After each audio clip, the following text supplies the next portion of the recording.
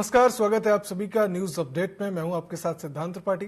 सीधा रुख करते हैं खबरों की ओर, जहां भराड़ी सेन के निवासी हिमांशु नेगी के गौरीकुंड केदारनाथ मार्ग में अतिवृष्टि के बाद से लापता होने का मामला सामने आया था, जिसमें सीएम पुष्कर सिंह धामी ने घर पर जाकर उनके परिवारजनों से भेंट कर कहा कि हिमांशु की खोजबीन के लिए पूरे प्रयास किए जा रहे हैं और जिला प्रशासन, एसडीआरएफ और अन्य बचाव दल सर्च अभियान में लगे हुए हैं। वहीं सीएम ने जिला अधिकारी से फोन पर बात करते हुए निर्देश दिए कि सर्च अभियान में और तेजी लाई जाए और परिवार को हर संभव सहयोग भी दिया जाए।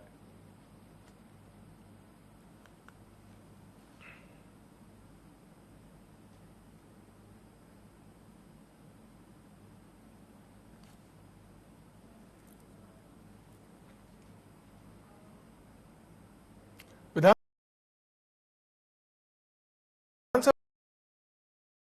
देश भी शामिल है, जिन्हें सदन के पटल पर रखा गया है। बता दें कि अनुपूरक बजट लगभग 5,000 करोड़ रुपए संभावित है। वहीं संसदीय कार्य मंत्री प्रेमचंद अग्रवाल ने बताया कि वित्तीय वर्ष 2024-25 की प्रथम अनुपूरक मांगों को प्रस्तुतिकरण भी किया जाएगा।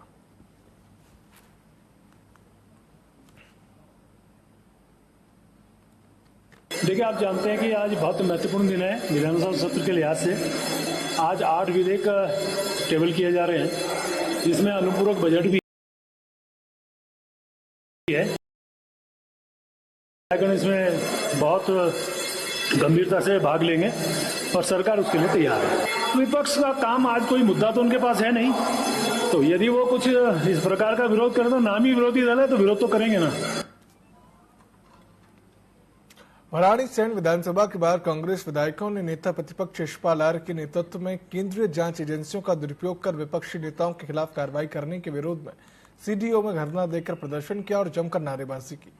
वहीं कांग्रेस नेताओं ने पूंजीपतियों और सेवी प्रमुख के खिलाफ कार्रवाई करने की मांग की और उन्होंने गंभीर आरोप लगाते हुए कहा कि केंद्र सरकार केंद्रीय जांच एजेंसी का दुरुपयोग न करे।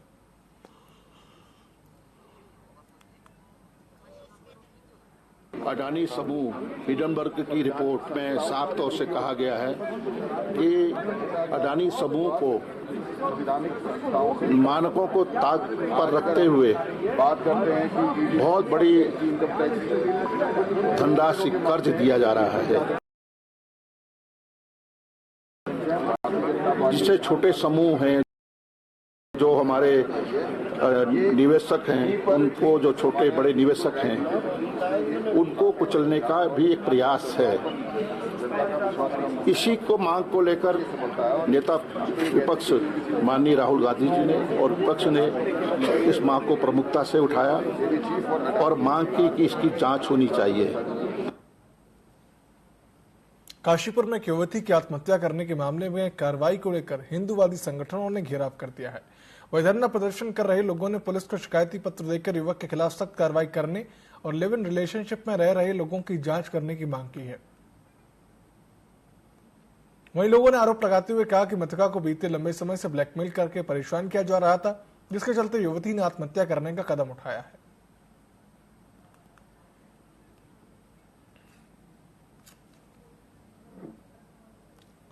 एक लव जिहाद का मामला जो लगातार नैनीताल में रोज कहीं ना कहीं कुछ ना कुछ निकल के आता है, ऐसी ही एक और बच्ची आज लव जिहाद की भेंट चढ़ी है काशीपुर में। उसने आत्महत्या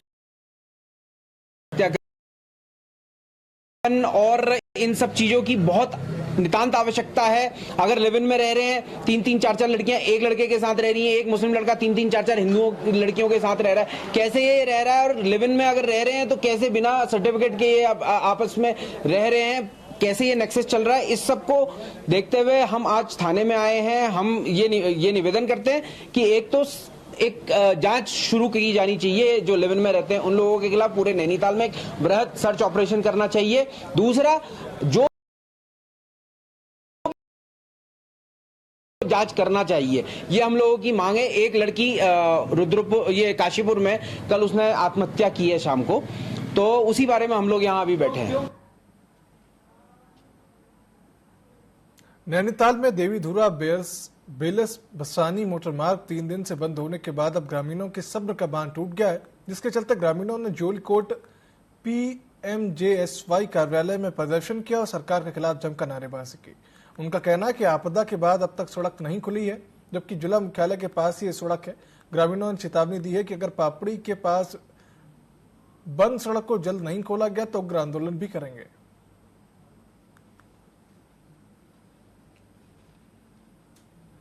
देवीधुरा बेलबसानी मोटर मार्ग जो पिछले 2-3 दिन से बंद पड़ी हुई है। विभाग की लापरवाही के कारण वहां के लोगों को, वहां के बच्चों को मजबूरन घर में रहना पड़ रहा है और पिछले 2 दिन से कुंभकर्ण की नींद से पीएमजीएस यहाँ पर सोया हुआ है। इसको उठाने का, इसको जगाने का आज यहाँ पर धरना प्रदर्शन करके हमने प्रयास किया है। माननीय जिलाधिकारी महोदय जहाँ जगह जगह रोडों पर, सड़कों पर निकल रही है आपदा के दौर पे, वहाँ ये विभाग की लापरवाही हमको देखने को मिल रही है। यहाँ पर ये विभाग सोया है जिसके खिलाफ आज हम धरने पे बैठे हैं। अगर हमारी रोड को नहीं खोला गया तो उसके लिए हम जिला मुख्यालय में हमको धरना प्रदर्शन करना पड़ेगा। लालकुआं में सेंचुरी पेपर मिल के चिकित्सा विभाग ने निःशुल्क हड्डी रोग चिकित्सा शिविर का आयोजन किया, जिसमें 50 से अधिक मरीजों का उपचार किया गया। साथ ही दवाइयां वितरित भी की गई। सीपीपी चिकित्सा विभाग के महाप्रबंधक डॉक्टर सुनील मधवार ने बताया है कि शिविर में 50 से अधिक मरीजों का परीक्षण किया गया, हड्डियों का डीएमडी टेस्ट भी किया गया और ये 5वां शिविर है। इससे पहले के शिविर में न्यूरो सर्जन, बाल रोग विशेषज्ञ, दंत रोग विशेषज्ञ और स्त्री रोग विशेषज्ञ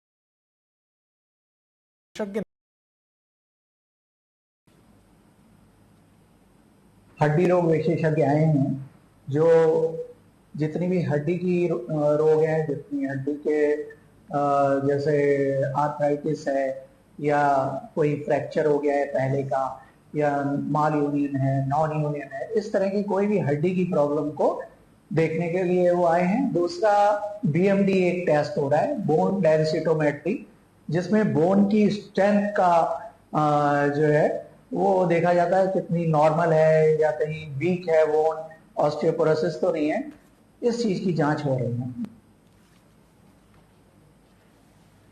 हिंडनबर्ग मामले को लेकर देहरादून में कांग्रेस के प्रदेश अध्यक्ष करण महारा के नेतृत्व में कांग्रेसी कार्यकर्ताओं ने ईडी कार्यालय का घेराव किया। इस दौरान उन्होंने आपदा आरोप लगाया कि हिंडनबर्ग मामले में सेबी प्रमुख की संलिप्तता पाई गई है, लेकिन अब तक कार्रवाई नहीं होने को लेकर कांग्रेस हमलावर है। कांग्रेस ने आरोप लगाया कि विपक्ष के नेताओं पर तो ईडी कार्रवाई करने पहुंच जाती है, लेकिन हिंडनबर्ग मामले में अब तक कोई कार्रवाई क्यों नहीं की गई।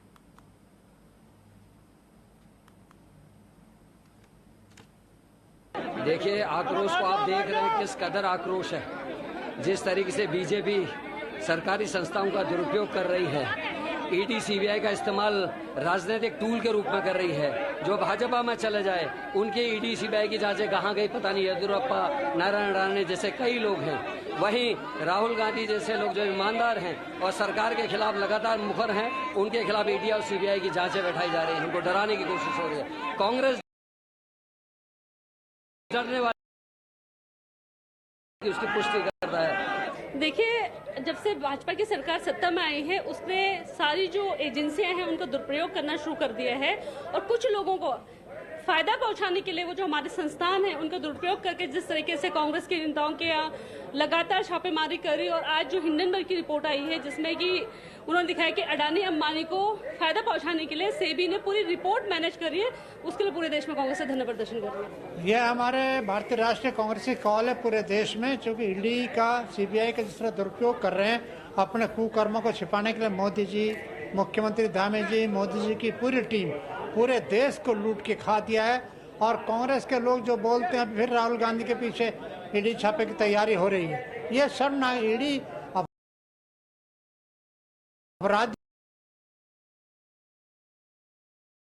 अडानी अंबानी का ईडी भेज के देखो ना तो पता लग जाए मोदी को, और 1000 करोड़ देश का जो सबको लूट के जिन्होंने रखा हुआ, इसलिए उसके विरोध में कि डेमोक्रेसी जिंदा है, हम संविधान की रक्षा करेंगे, ईडी का, सीबीआई का दुरुपयोग करेंगे, हम सड़कों पर होंगे।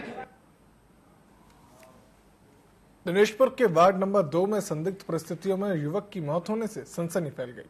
ग्रामीणों सहित सज्जनों ने पत्नी पर हत्या कर शव को फांसी के फंदे पर लटकाने का आरोप लगाया, जिस पर पुलिस ने शव को कब्जे में लेकर पोस्टमार्टम के लिए रुद्रपुर भेज दिया है। बताया जा रहा कि मृतक का अपनी पत्नी से आए दिन विवाद होता रहता था, जिसके आधार पर पुलिस मृतक की पत्नी और उसकी सास से पूछताछ में जुट गई है।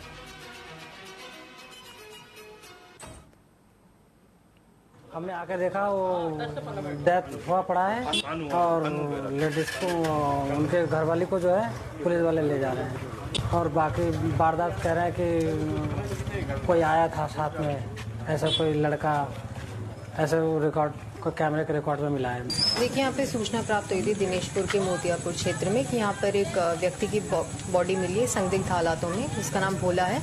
तो यहाँ पर हमारा पुलिस बल पहुंचा है, उसने बॉडी को कब्जे में लिया है और इसमें पोस्टमार्टम करके जांच की जाएगी हत्या या फिर मौत के कारणों की। नहीं, इसमें अभी कोई भी स्पष्ट या कोई भी पुष्टि नहीं कर सकते। जो भी पोस्टमार्टम पंचायतनामा के बाद जो भी पता चलेगा उसके बाद ही कार्रवाई की जाएगी।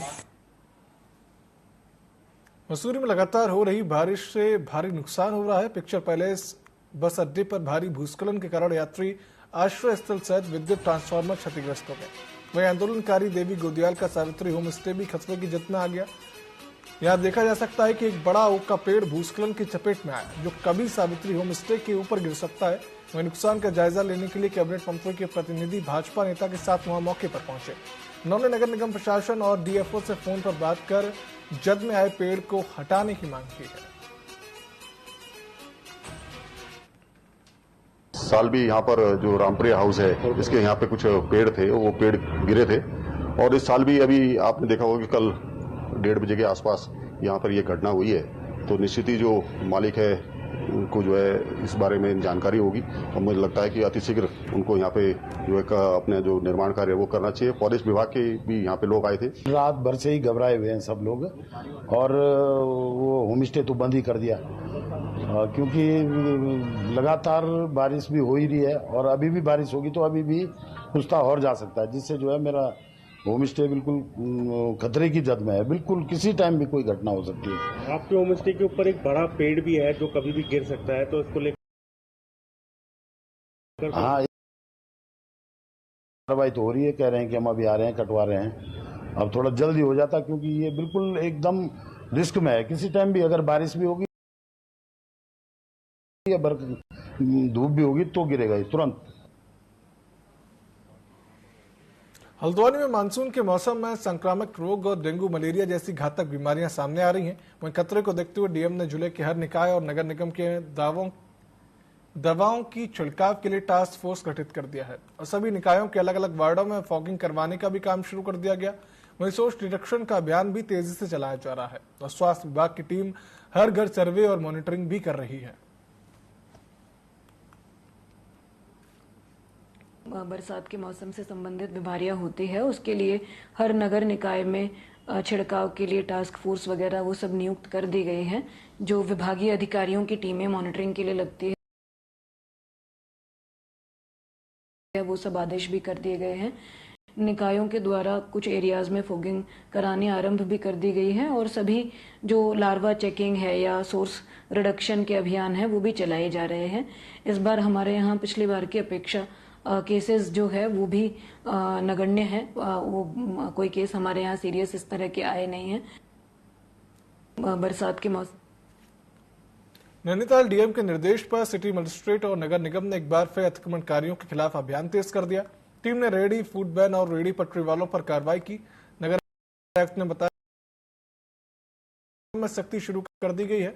नगर निगम की टीम ने कई ठेले खोमचे हटा दिए। वहीं बड़ी फूड वैन को उठाने के लिए क्रेन बुलाई गई। उन्होंने कहा कि एक टीम रोजाना ठंडी सड़क की निगरानी करेगी। मैं कह रहा हूँ प्रधानमंत्री जी कह रहे हैं पकौड़े बेचो, और ये लोग पकौड़े बेचने नहीं दे रहे हैं। यहाँ चाहिए गरीब आदमी, इतने गरीब आदमी जो अपना कारोबार कर रहे हैं, इनका आगे उजाड़ने का, ये ऐसे उजाड़ के ले जा रहे हैं इन्हें। तो अतिक्रमण सर बात सही है। ठेलों को कहीं तो इनको निवारण देना पड़ेगा, कहीं तो लगवाना पड़ेगा। हर जगह से कोई ना भगा देंगे। ठेलों में नगर निगम ने जो आपको लाइसेंस दिया है उसमें लाइसेंस में क्या लिखा है? नगर निगम के लाइसेंस क्या लिखा है? नगर निगम के लाइसेंस पे लिखा है कि जहाँ पे हम लोग तुम्हारी पर्ची कटी है वहाँ पे तुम लगा सकते हो। नगर निगम का हमारा जो लाइसेंस है, हमारी डेली यहाँ पार्किंग की पर्ची कटती है और नगर निगम की पर्ची कटती है। रेगुलरली कार्रवाई की जाएगी।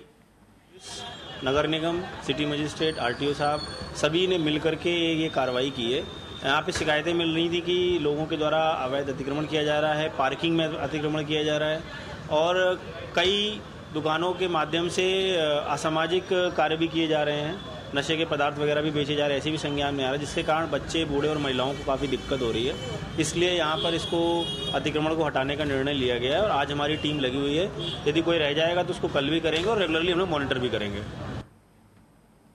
भराड़ीसैंण के पहाड़ी क्षेत्रों में मानव वन्य जीव संघर्ष की घटनाएं लगातार बढ़ रही हैं। हाल ही में कोटा गांव में गुलदार ने 5 साल के मासूम बच्चे को अपना निवाला बनाया। वहीं इस पर भाजपा विधायक दिलीप रावत ने विधानसभा के विशेष सत्र बुलाए जाने की मांग की है और बताया कि पहले भी इसको लेकर सीएम पुष्कर सिंह धामी से मुलाकात वह कर चुके हैं, साथ ही लगातार विधानसभा में सवाल भी उठाते रहे हैं।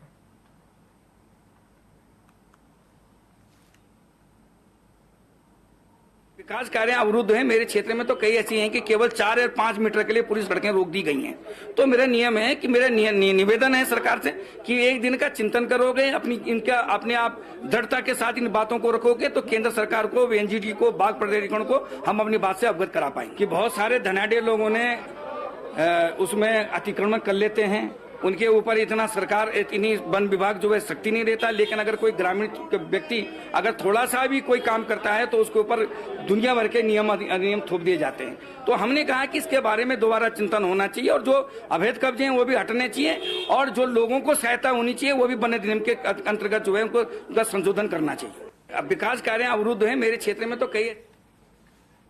मसूरी में शिफिन कोच से बेघर हुए लोगों के पुनर्वास के लिए मजदूर संघ 24 अगस्त को शहीद स्थल पर 1 दिवसीय उपवास करेगा।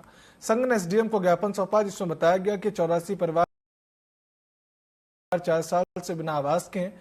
महामंत्री संजय टम्टा ने आरोप लगाया कि पूर्व में किए गए शिलान्यास के बावजूद आवास का निर्माण नहीं हुआ। वहीं मांगे पूरी न होने की स्थिति में 28 अगस्त को निश्चितकालीन धरने में बैठने की चेतावनी भी दी गई है।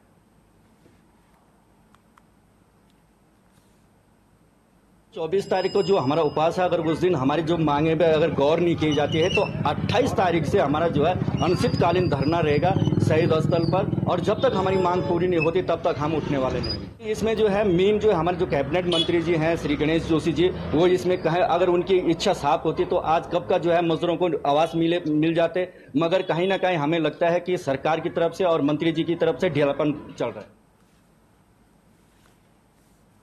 भराड़ीसैंण में कृषि और उद्यान विभाग के 637 पदों पर लोक सेवा आयोग ने लगाई गई रोक को हाईकोर्ट के निर्णय के बाद हटा दिया गया है, जिसको लेकर कृषि एवं उद्यान मंत्री गणेश जोशी ने खुशी जाहिर करते हुए कहा कि कृषि एवं उद्यान विभाग के लिए बहुत ही अच्छी खबर है कि हाईकोर्ट के दखल के बाद कृषि और उद्यान विभाग में रिक्त पड़े 637 पदों पर अब नियुक्तियां होंगी और दोनों ही विभागों को अधिकारी मिलने के बाद विकास कार्य तेजी से हो सकेंगे।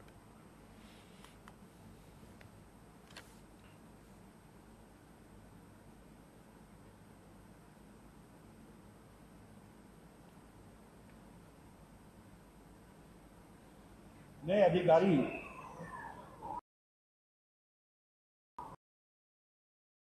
और हॉर्टिकल्चर में आ रही वो दूर होगी और जो हमारी सरकार का संकल्प है, मोदी सरकार का संकल्प है कि किसानों को आई बिक्री करना, ये कर्मचारी धरातल पर काम करेंगे। हमारा कृषि व उद्यान विभाग आगे बढ़ेगा। मैं इसके लिए माननीय उच्च न्यायालय का आभार व्यक्त करता हूं कि उन्होंने एक ही हेयरिंग पर यह फैसला दिया, उनका बहुत आभार।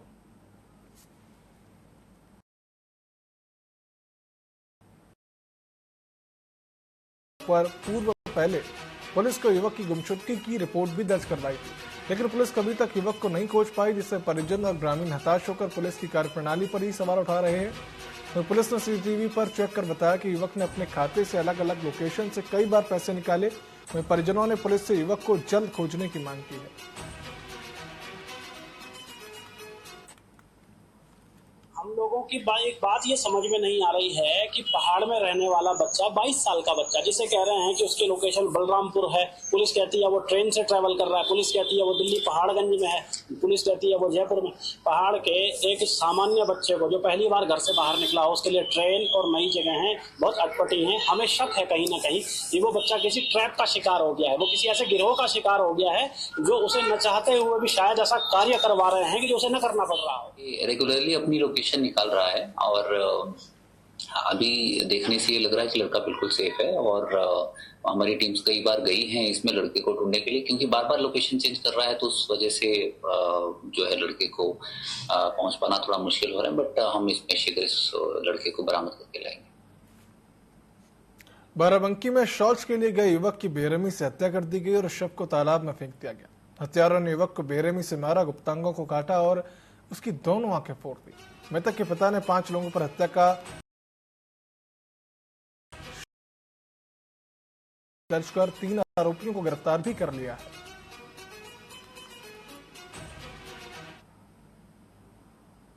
हैदरगढ़ थाना क्षेत्र के गोविंद नामक 33 वर्षीय युवक की कल डेड बॉडी एक तालाब में बंधी हुई अवस्था में शिवगढ़ थाना क्षेत्र में मिली थी। इसके संदर्भ में परिजनों से प्राप्त तहरीर के आधार पर अभियोग 4 लोगों के खिलाफ पंजीकृत किया गया, जिसमें 3 नामजद और 1 अज्ञात हैं जो उसी के गांव के रहने वाले हैं। इसमें से 3 लोगों को गिरफ्तार कर लिया गया है, उनसे पूछताछ किया जा रहा है। इस पूरे प्रकरण में आवश्यक विधिक कार्रवाई नियमानुसार की जा रही है।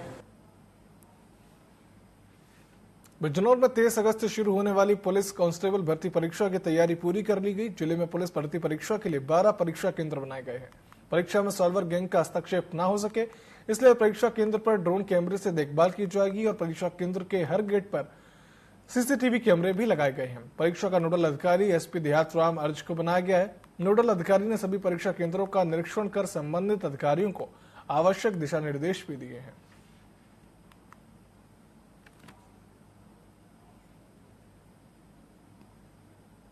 कल से उत्तर प्रदेश पुलिस आरक्षी भर्ती परीक्षा प्रारंभ है और ये 5 दिवस में 23, 24, 25 और 30, 31 कुल 5 दिवस में 10 पालियों में संपन्न होगी। डिस्ट्रिक्ट बिजनौर में जो है एक पाली में 5400 बच्चे अलॉटेड हैं। जो है भर्ती बोर्ड द्वारा जो निर्देश दिए गए थे उसके क्रम में सारी जो है व्यवस्थाएं हम लोग पूर्ण कर लिए हैं और कल होने वाली इस व्यवस्था के लिए हमने जो भी लॉ एंड ऑर्डर के हिसाब से ड्यूटियाँ थी वो भी लगा लिया है। सेंटर पे जो ड्यूटी लगनी थी वो already sector magistrate, starting magistrate, केंद्र प्रभारी पुलिस,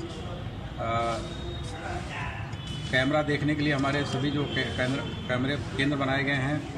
से मेरठ में छठी वाहिनी पीएससी जवान के साले की हत्या कर दी गई। युवक की लाश बुधवार सुबह खेत में मिली, शरीर पर चोट के निशान भी मिले।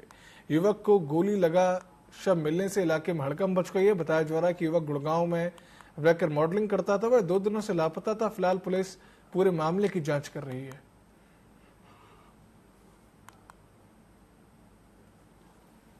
थाना पल्लवपुरम के दुलेड़ा गांव क्षेत्र में एक युवक का शव मिला था।